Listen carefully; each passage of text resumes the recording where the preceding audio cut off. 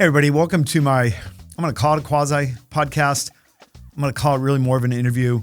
I've been really blessed to have some incredible relationships in my career.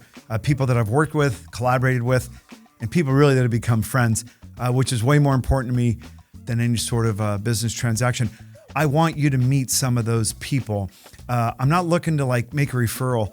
I'm looking to make an introduction so that you can see some of the people that I have in my life that I get to just surround myself with and do life and business together. So let me tell you a quick story.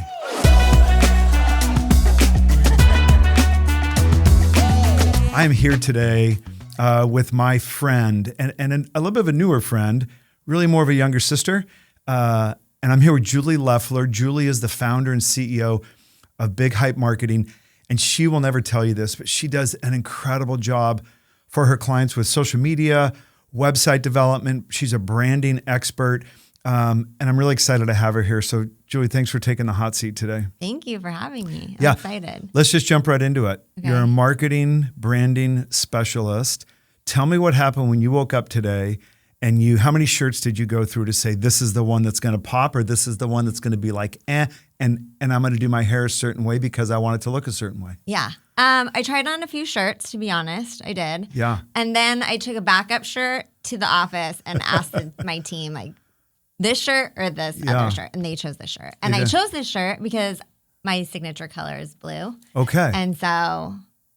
Is there a special blue? Because that's really more of like a teal / Yeah, I guess this is teal. Okay. But I felt like it would pop on camera, on social media. I was in some meeting or hearing someone speak, and they said to wear red when you're on Zooms. Okay. Because it makes you stand out, but I don't wear red. I don't like it. And so I think just a bright color in general makes you stand out. Yeah. So you take the shirt to the girls. Yeah.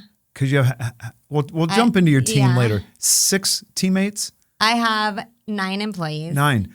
Yeah. And did everyone have an opinion on the shirt color? Yeah. Well, I don't know if everyone jumped in, but I held up the other outfit, and they were like, no, stick with this one. Yeah. Whoever answered said this one. So Yeah. Yeah. And is that kind of the collaboration behind I say the word genius a lot, and I mean it. You know how I feel about you, and I know you don't like the compliments. You have taken our networking group, which we'll talk about in a minute, by storm. And I love the content. I love what you're doing to some of the people whose personalities may not be ready for the stuff that you're talking about doing. Yeah. Is that kind of how the team collaboration works? Because you've got some really talented people, mostly younger than me at least, because I'm older than you. Is that a fun part of the job, the collaboration of opinions? And someone might be like, no, that looks stupid. I don't want to do that. Like, how does that collaboration go? Is there energy around that? It's a huge part of what we do. And one of the things I prioritize having an office and having my team, I have like half and half my team now working in the office and half working remotely out of California. And I prefer to have people in the office because it's easier to collaborate.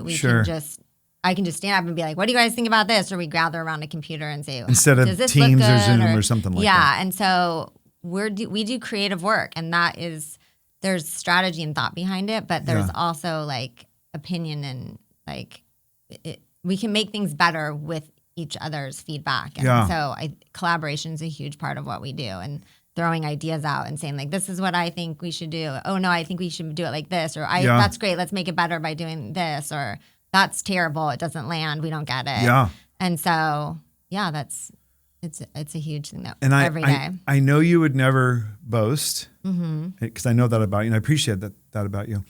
Would you say, because that's a characteristic that a lot of CEOs fail at.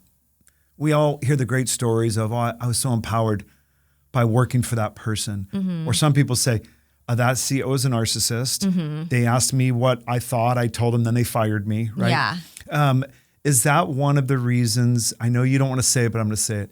Is that one of the reasons for some of your success, in the sense of you want to hear if one of your teammates says, that color looks terrible. What if we try this, instead of them always saying, oh yeah, Julie, whatever you say is great. We just want to be followers. Like, would you say that's part of the success? Yeah, I think my team knows that they can say, we don't like that, or we don't think that's a good idea. And ultimately, like if I really believe in something, then I'm going to be like, no, this is what we're doing. Yeah. But I do want their feedback because Sure.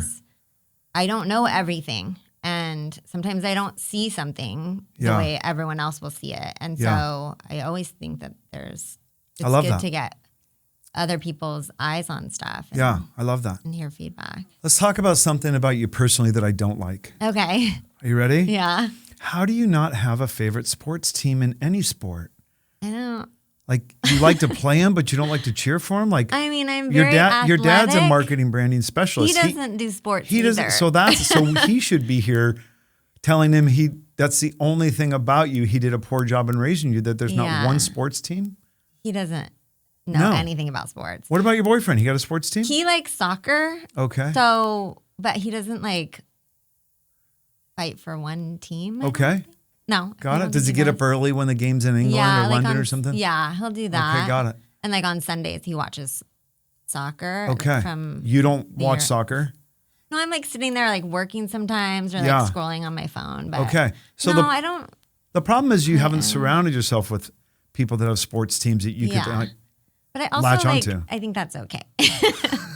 Like I would rather my partner be like, "Let's go do something. play soccer," Yeah. instead of sitting in front of the TV staring at Fair. soccer. One of the benefits of being the interviewer and the person that does this podcast is I can judge others if they don't like the things that I like. Yeah. And because I love sports, I expect my friends and my audience to enjoy the same sports. Yeah. So what I hear you say is I have to get over that one. Please. Okay. I'm But I will, like, we're going to play dodgeball or something, right? yeah, Kickball? Yeah, kickball Yeah, I'll tournament. do that. Yeah. So you like the activity, you just don't want Yeah, to watch I it and just- get into it and Yeah. commit to a Sunday for 3 hours. Right. Okay, that's fair. Yeah.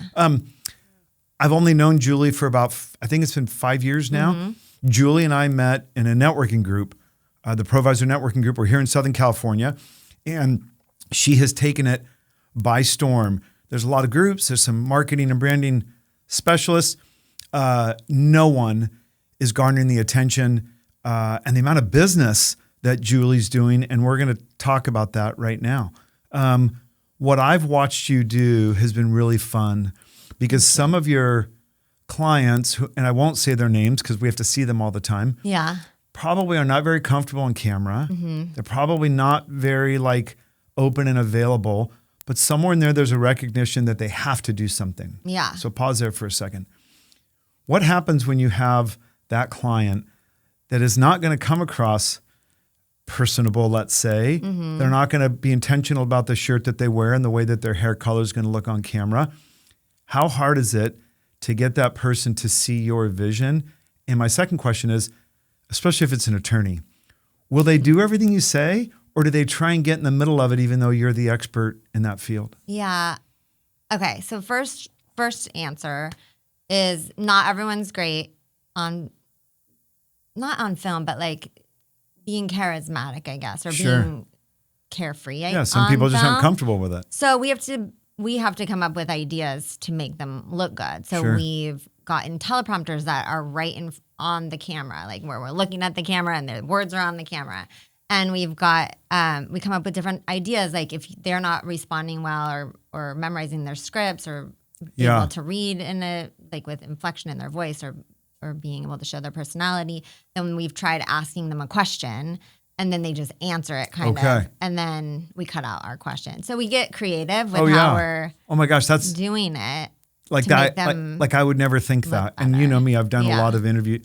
I would never think that. That's so cool that you take away the memorization Yeah. or the reading of the teleprompter and you just say like, oh, what do you think about having lunch at Yeah. Panini Cafe? Right. And it sounds like if you ask them a question, then they just They respond. know what they're talking and about. they're not worried obviously. about missing a word or something like yeah. that. And we found that when we give somebody a script and they try to memorize it, they Yeah. fall apart because they're trying to remember every single word that we Right. wrote. Right. And so sometimes we have to just be like, tell me about this service. Like, Yeah.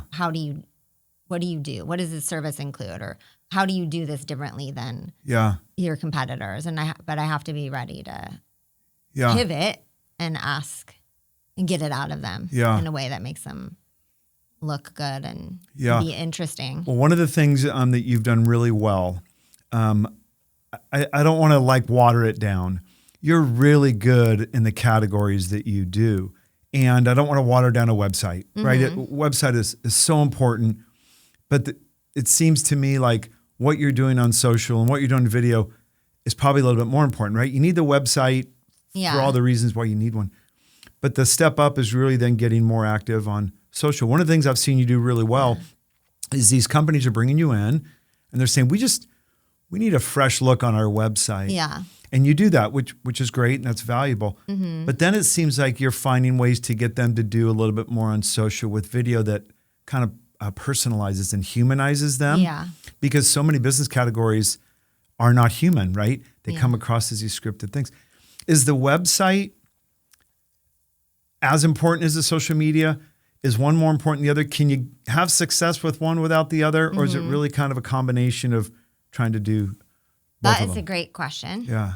And so over the years, I'm going to have my 10-year anniversary in September. Oh my gosh, congratulations. So we That's started huge. doing websites and SEO and AdWords. And over the years, I've turned into more of a creative agency and now focus on branding, websites, and social media. And I don't know, we can get into why I switched over to that. But well, the reason is, I guess, what I'm trying to say is like branding is your company's identity and personality. And so a lot of what I do is figure out what is your company's personality and identity, what sets you apart from your competitors, because that's the story that we need to tell on your website and in your social media. So that's the first step and why I focus on branding. And then how do we tell that story? Through messaging and visuals. Visuals mean like your logo, your color palette, your fonts, your photography, your videography. All of those things come together and tell a story. So branding is super important I think it's the most important thing in marketing. And then we tell that story on your website, which serves as the foundation of your marketing. It's where people go to figure out the basics, like who you are. Yeah. What are your services? And it's fast, it's easy. Yeah, you can Google anybody. Are you an expert? Do you have some information that makes me think you are an expert at what you do and what services you provide? So that's to kind of be a reference point for anyone looking for you and just doing their due diligence. And then the social media is that ongoing relationship building and staying top of mind, staying in front of your referral network, staying in front of your clients, your potential clients, your employees. All of those people are your target audience, and your social media is not, it's meant to sell, like it's meant to help hopefully get you leads. But before that, it's meant to build relationships with people and communicate who you are on an ongoing basis. So the branding is the story and the storytelling. The website is kind of like your showroom. Yeah, like a reference point almost. Yeah, and then your social media is that ongoing relationship building. And so that's why those three things are where I focus, because I believe that's what you need to I love communicate your company. I hate to say it, it's kind of like if you have to get fast food, right? You don't want to order three separate things. That's why the combo meal became so attractive. You ordered whatever sandwich you want, it just started coming with some other things. Yeah. One of the things I've loved about, I'm obviously not a marketing content guy, but I love it. And one of the things I've noticed over the years that has changed is before it used to be, you got to have a website. Yeah. Right? Then it used to be, oh no, you got to post on Facebook, right? And then between Instagram and TikTok and everything that's changed. But having that kind of, I'm going to say combined bundle meal, if you will, really seems to be an advantage that you might have because you know how to build a website. Yeah. Even if they're not looking for the SEO and pay per clips, you know that world, so you know the wording. Yeah. And then try and tie that. So let's talk about something. What's the hardest part about taking someone, I'm going to say north of 45 years old or 50 years old? What's the hardest part about getting them to embrace even just basic posting, let people see who you are and what you do and get your name out there? What's the first apprehension and what's the biggest obstacle to overcome for like probably small to medium sized business owners, I would think? Well, I think the first hurdle, or problem that we solve, is that we try and make our services for social media like turnkey. Like our people we work with, our clients, they have to show up to film and they have to approve content, and that's it. You kind of take on all the heavy lifting where they gotta get dressed, they gotta pick the right shirt and show up and be ready. Yeah, which is probably a huge value add for them because Right. I wouldn't know what to say or Yeah. talk So about. we do all the research. We write all the scripts for those filmings. Okay. And then in between like video content, we're posting graphics Sure. on their social media too. So we're doing all of that research or getting information from them and creating content that tells their story Yeah. or meets their brand criteria. So like Yeah. their purpose, like why they exist, their promise, which is like what people should experience every time they interact with them, Sure. and their position, which is what sets them apart from everybody else. So we kind of, those three things, we're constantly trying to create content that answers those questions. Yeah. And so they don't have to do much. That's our They goal. really need to show up. Yeah. So I think that's the biggest thing with creating or with posting on social media is like the time that is involved. Yeah. I don't know if everybody knows how much time It's a lot. it takes to like think of an idea that you want to communicate and then Well, there's a reason- film it or create a graphic. Or There's a make reason it- most people don't do it. Yeah. Because in this DIY world, Mm-hmm. like I love technology, but don't think for a second that every app I download that I can't wait to use, I don't get some frustrations Yeah. out of that. And I think one of the biggest reasons for some people is like, I don't know what to write. I don't know Mm-hmm. where I'm going to post if it's going to, all those things. Quick question, because you brought it up. Do you actually post for them on their sites? Yes. So I just want to affirm something to you. I have done so many things that have failed Yeah. in between video or website. I've tried so many things that have failed, and I've been blessed to meet some people, and I've had some successes. I will tell you the one thing I can really affirm to you: people like me, I'm going to say older than 45, that want to get out there and be better at it. I hired a company who did some really beautiful digital marketing. Yeah. But when it came time to make a commitment to follow my calendar to post it, I wasn't doing it. Oh. And I missed the opportunity. Yeah. And I've had some really good friends who've been like I think a lot of people forget, like your iPhone, if you want to be cheap, you don't have to hire a company. Yeah. You can do stuff on your iPhone Yeah. as long as it's good and it's quality and you're posting. Mm-hmm. I have so many friends who I've talked to who will actually film it on their phone. Yeah. But then they don't post Right, it. yeah. And there's a disconnect in that one step. And I think it's genius for you to go to your client and say, let us do it. Yeah, we Because do that's- everything. Right? Because that's going to be the best value add for them. That's going to have the best success. You're busy running your business. I would never get anything done if I just relied on my clients to do my job. So Yeah.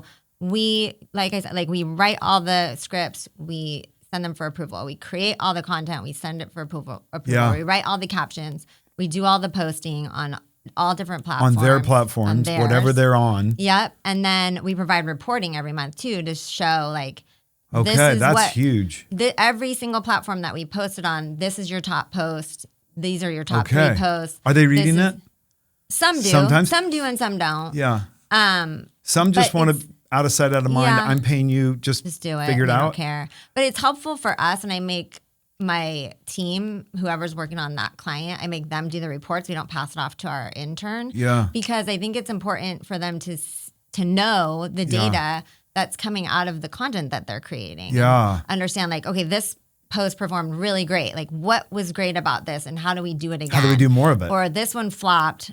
Sometimes that's okay, like Yeah. depending on what it is, but like that, okay, let's learn from that. Or Yeah. this platform, this reel got 15,000 views and then over here on this other platform I got 300, like Yeah. screw that platform. So you or guys whatever. are, yeah, no. Yeah. But so let me tell you the correlation into any successful business and why like I've known you for so long. We spend so much time together on our networking group and at fun things. One of the reasons I love about these interviews is like I get to learn something about what you do in your business that I had Yeah. no idea. I used to have, call it 100 loan originators kind of underneath my org chart. And I would always tell them, you want to try something new? Go beta test something for 90 days. Measure the results. If it worked, find out how to do more of it. If it didn't work, determine, can I adjust it and try it one more time for 90 days, or do I just need to kick it to the trash? Yeah. But you're doing that, which Yeah. is phenomenal because very few companies really sit down and measure the success for their client. Because I think sometimes some of my friends who've like, I tried social media, I tried this marketing company, I tried something. One of the common denominators that was missing is the tracking and accountability of the success. Not every video like I'm going to post on Instagram is going to work. Right. But I could have done what this. does work mean? Well, and I think that's another thing. Let's get into that. No. Yeah. I'm glad you said that because I had my own interpretation of what does working mean. Yeah. Let me preface something and then I'm going to let you answer that. Yeah. I think most people think I'm going to go on social media and I'm going to monetize it. And then that's probably a difficult client to work with because monetization is hard to measure in a short distance. Everything's really more of a long play. I do think people, you're going to love this. You should put this on video for your clients, new clients.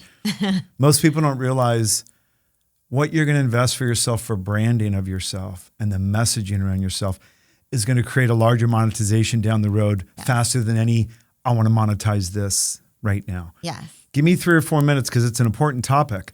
What are people's expectations on what is social media worth, right? Because everyone wants to monetize it. Everyone says, Julie, I don't care what you do. What's it going to cost? Right. And how much am I going to make? How much am I going to make? Because they have to correlate it into dollars versus one of the reasons why Coke is so successul over the history of time.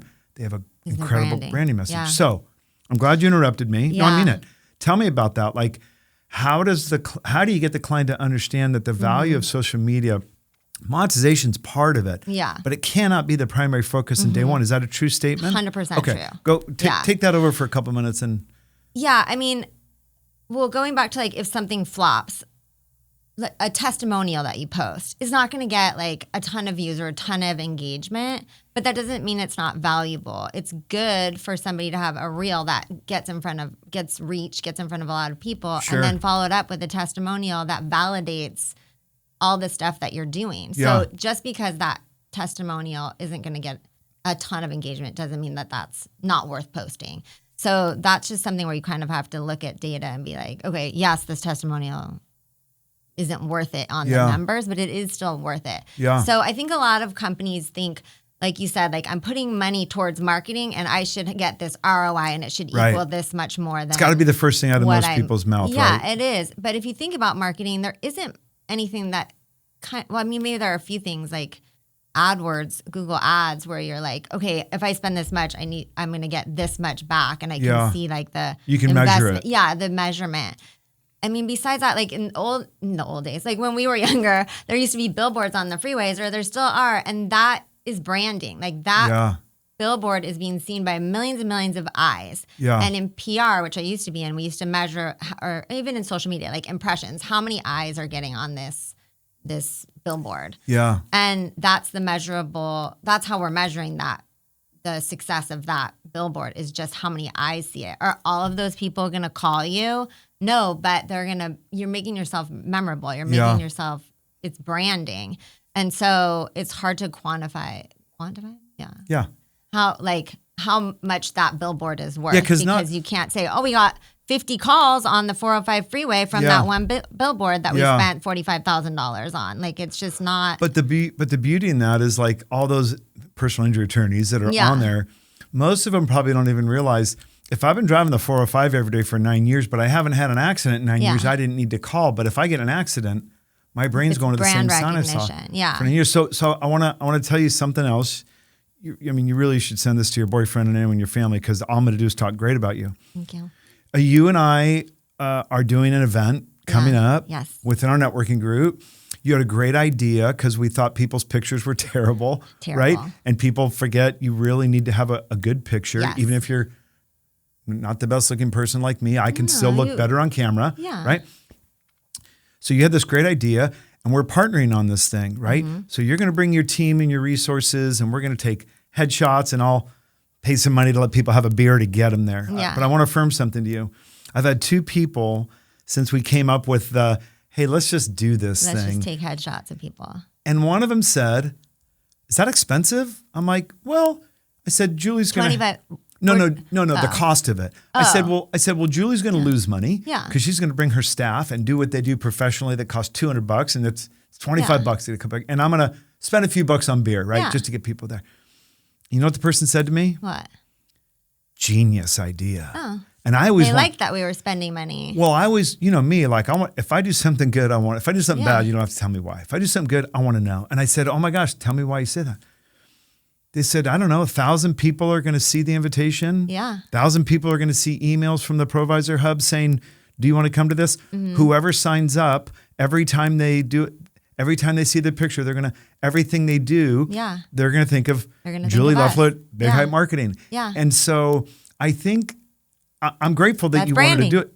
That's branding, That's right? branding. And I hate to dumb it down. Yeah. But one little event that you and I are going to do that you're going to invest a little bit of money because you're not going to cover your costs. I'm going to invest a few bucks.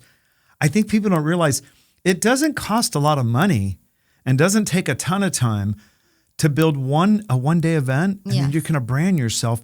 Those 1,000 people are going to think of you. You're making yourself recognizable, and they're connecting. But it's that simple, though, isn't it? We ourselves are becoming memorable, but they're also connecting me, I guess, with photography, which is not my main service. Like, it's a part of what I do, but they're all going to know that they can turn to me. And every time they see their picture, they're going to think of you. Yeah. Right? And don't laugh at me. Isn't that basic branding? Yeah. Right? Recognition. It's just about recognition and them becoming always memorable. So that when they do have a need. Yes. Right? They think of me. Okay.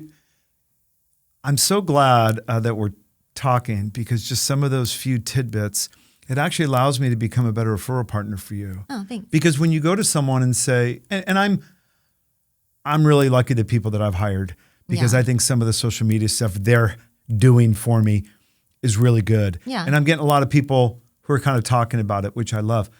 The data reporting that you do, I'd encourage you to, if you already talk about it a lot, talk about it more. Okay. Because I think you for need some, to ask your people to send you data. I know, right? Well, they do. And they do. Okay. And you look at it. Well, and I'm your typical client. It's like, They're telling me how it's performing, and I'm staying busy in other areas. Yeah. And there does become that trust factor of, hey, I'm not like, I'm paying you, figure it out, kind of. And that's great. I love it when But they do just want my trust me to collaboration do it. and my input. And they're like, what do you think about this? Or sometimes I can say, hey, that looks really cool. Like the name of this podcast was their design. I hated it. But after I processed it, I'm like, oh, wow, that's kind of cool. Genius. I should shut up and let them do what I'm paying them to do because it's what they do best, right? Okay, well, just to wrap, I don't know what you're changing. No, please. Like, people think marketing, like we said, like, I got to sell in order to get in the money. But with social media, billboards, branding, these events, like, it's not this equals this amount of money. It's you've got to be authentic. You've got to be yourself, and then people will connect with you and hire you. And that's a huge part of social media is relationship building. Yeah. It's the same thing with the billboards and the event. Like, it's all relationship building and being authentic and just. I want to talk about one more quick thing about this, and then I want to get some fun personal stuff. Oh gosh. When I've been in the mortgage business, 33 years, and there's sometimes I've been a solo practitioner. There's sometimes I've had, big teams. I've always been a fan of whatever that branding message looks like, or just trying to get in front of as many people as you can. And full transparency, this podcast that I do, the digital marketing, it's expensive, right? If you really want to make it, it's expensive. And my intent when I started this 3 months ago was really to be a servant's heart, serve my friends. And you've seen, right? I'm going to promote Big Hype Marketing because you are the best marketing company doing what you're doing. I can't wait to promote you. I can't wait to tell people how great you are. There's a selfish side to what I do also. And a friend of mine who runs a very successful business said, is that expensive? I said, yeah. He says, but you're only promoting and not talking about mortgage rates and mortgage products. I said, no. And he says, how does that benefit you? And I said, well, first of all, I really do love empowering my friends and people who I think do a great job. I want to tell people about them. I said, but in fairness, every time someone who follows me sees my post and who follows the person I'm interviewing sees their post, my reach has just gone 10x. Yeah. And when I was coaching big teams, I felt like new business was important. I felt like retention is as important because it's expensive to recycle. Yeah, it's even more. And I've always been more of a retention person. And I was just talking to someone yesterday, and he said, "What's the best thing about your podcast?" I go, "First of all, it's a shit ton of fun with my friends." Yeah. I said, "I love promoting them." I said, "I also feel like it's a retention tool. The more my database and my audience and my network sees me promoting others, they don't need a mortgage today, but they're going to need a mortgage somewhere down the road. I feel like it's a retention piece as well. It is, but you're building. People are starting to recognize you. They're starting to become familiar with you, and that makes them trust you and buy into you. Yeah, and that's a huge part of our businesses, and a huge part of social media. And the point of creating videos is to show that human side and show who you are, to build trust. And that way, when someone says, "Oh, I actually do need a mortgage," they're already sold. Like, you don't have to be like, "Well, this is how I am and this is how I do this." They're because like, "I don't care. I already know you. Yeah, I'm totally familiar with you. You're my friend. I see you on social media all the time. I already know exactly who you are." So you're, again, building those relationships, and then the sale's already done. You don't have to sell. I think people forget, and you and I have talked about this in the past, that branding is about building trust. We have a mutual friend, Gary Johnson, right? He loves helping mostly attorneys kind of get out of that comfort zone and help people build that trust factor. I never really realized that until the words you just said. Yeah. And I think it's because people are seeing me talk to my friends. I'm talking about how great you are or how great one of my other friends are. And somehow maybe it's coming across as they can trust me because I'm helping my friends, and I come across maybe with a message. They just feel it never hit me like till you just said it. Like, you're a friend now. And it's the way we feel about celebrities. Like, we see celebrities everywhere, on TV, on social media, on movies or wherever. And we feel like we know them. We feel like we have a part of their lives. Like, we know their relationships, and we know where they eat everything about them. We don't know them. Right. But it's because it does humanize them now. They're in our faces, and they're talking to us, and they're telling us what they like. And it's the same thing with That's really with powerful. And again, I'll say it again. I can't believe how much I know what you do for a living. I'm a guy that likes content and social media and stuff like that. Like, you've used a couple words that, even though I thought I knew about it, like, it really resonates more that the social media that people are doing, even if you're not trying to say buy my widget. Yeah, don't say buy my widget. Right? You're just saying, listen, here's who I am and here's why I like this widget, but you could also pick, just coming across as someone who's got information, education, and comes from a trusting place. Yeah. That's so powerful. People don't want to watch social media and feel like they're being sold to.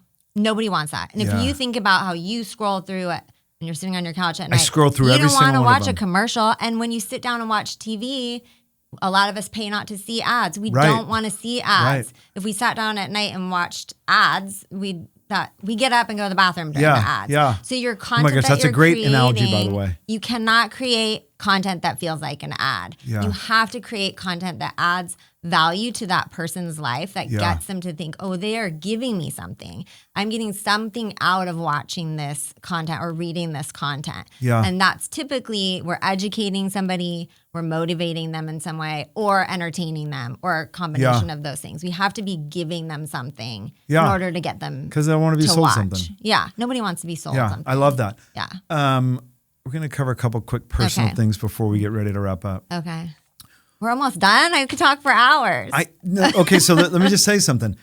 It's when my wife, we talk all the time, and she always wants to know, every time she says, when are you going to retire? Because it's a big deal to me about the mortgage side of what, and I'm involved in some other things.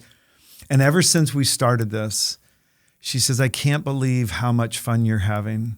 Mm-hmm. And I literally, her name's Chris. I said, Chris, I said, listen, I said, when we have friends over and we're playing a card game or you have a glass of wine or something, I said, that's what I'm doing on a microphone with someone. I said, and the reason I'm having so much fun with it is, first of all, I'm not interviewing someone I don't know. Yeah. I'm not sitting down with someone I don't have a personal experience with. I've had some people who want to come on this podcast, if you will.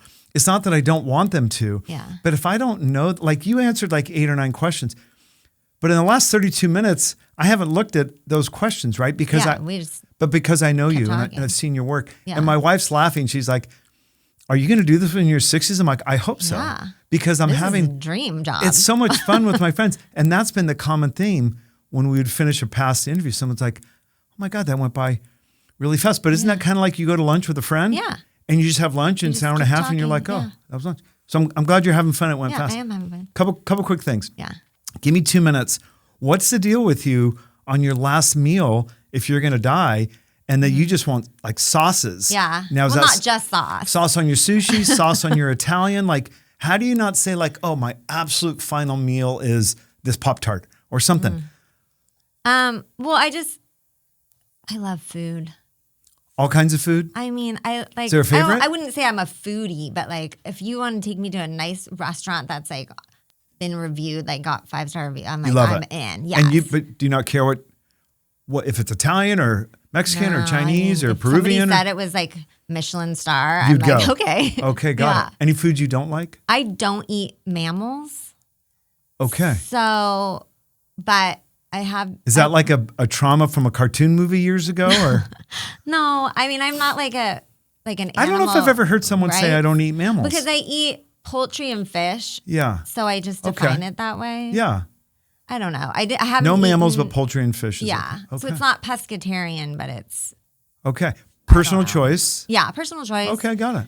And so, although I did get omakase at a sushi restaurant recently, and I told them, I go, no meat. Also, like we're at a sushi restaurant. Yeah. And he gave us this sushi, and it was something on rice, and I ate it, and I was like, what did I just eat? And he said it was, I don't even remember because I don't even know what meat is, but it was like. Did he say it's mammal? He said it was like A-grade Kobe beef or something like that. Yeah. And I was like, oh my God, I felt violated. Yeah. Like I was so upset. Yeah. Because I ate something I told him. First of all, I told him I didn't want to eat it, and then he forgot or whatever, but it was still kind of delicious. Okay, got it. So let me put you on the spot. Yeah. You have 5 seconds to answer this question. Okay.